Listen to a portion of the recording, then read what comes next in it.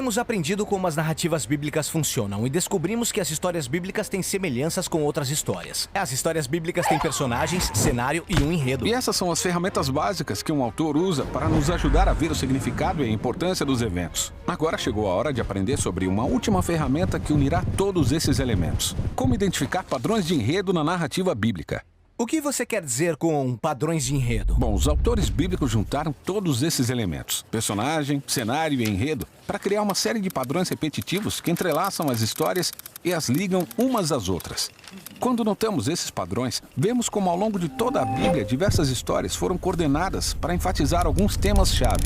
Ah, isso é interessante, mas como podemos encontrar esses padrões bíblicos? Bom, os autores bíblicos fazem isso sutilmente. A melhor maneira de descobrir é ver como eles inserem palavras-chave e imagens que ligam as histórias. Veja, por exemplo, um dos principais temas da Bíblia, a complexa e trágica condição humana. Certo. Vamos começar no início, quando Deus está criando um mundo muito bom.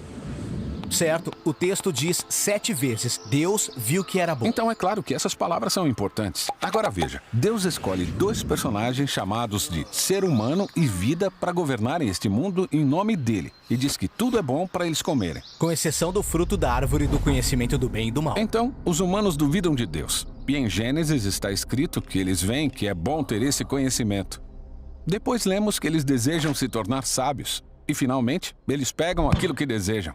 E é aí que tudo desmorona. Essa é a história sobre a condição humana. E por si só, essa já é uma história poderosa. Mas os autores bíblicos não param por aí. Essa história indica um padrão. E acontece de novo, com Abraão e Sara. Deus leva o casal para a terra prometida e promete um filho. Mas eles não confiam em Deus. Eles ficam impacientes e a história se repete. Eles veem a escrava egípcia, eles pegam ela e fazem o que é bom aos seus próprios olhos. Entendeu?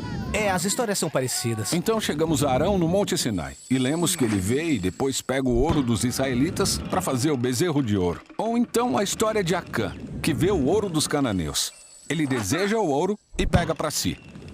Esse padrão nos mostra como a tentação de uma pessoa pode criar sofrimento para muitas outras. Exatamente. É como a história de Saul, onde lemos que os israelitas o veem, desejam seu reinado e o pegam para ser seu rei, para poderem ser como todas as outras nações.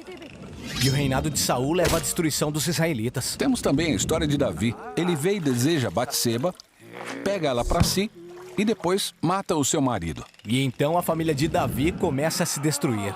Você vê que é um único tema repetido várias vezes. Todas essas histórias mostram o padrão da tentação. O que é muito deprimente. Mas a repetição cria uma expectativa. Talvez alguém virá para quebrar o padrão.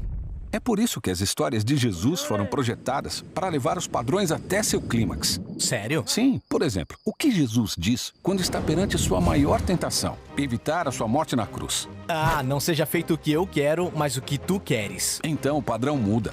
E temos uma pessoa que resiste à tentação e o seu sofrimento dá vida a muitos. Super legal, pode mostrar mais? Claro, que tal um grande? Como Deus conduz a humanidade desde águas caóticas até um novo mundo.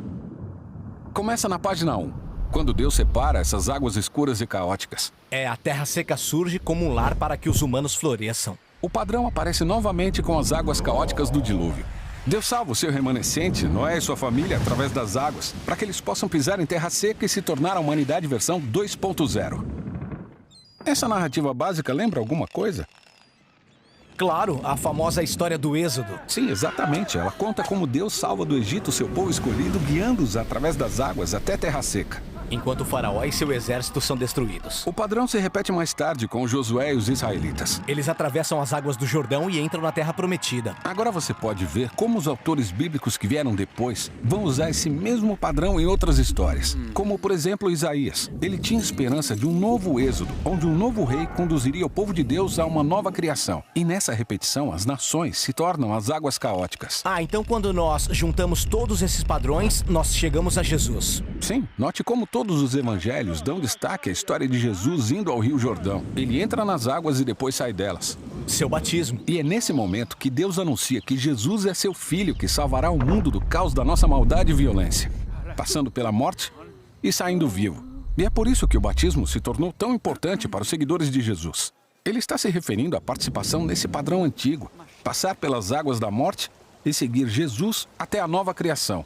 Parece que esses padrões de enredo são realmente importantes. Sim, na verdade, eles são a maneira principal pela qual os autores bíblicos unificaram todas essas histórias. E todo padrão desenvolve um tema central ao longo de toda a história bíblica, que leva a Jesus. Ótimo! Isso é narrativa bíblica, que constitui mais de 40% da Bíblia. Outros 30% são feitos de poesia antiga. E nos próximos vídeos, vamos explorar como ler essa poesia antiga.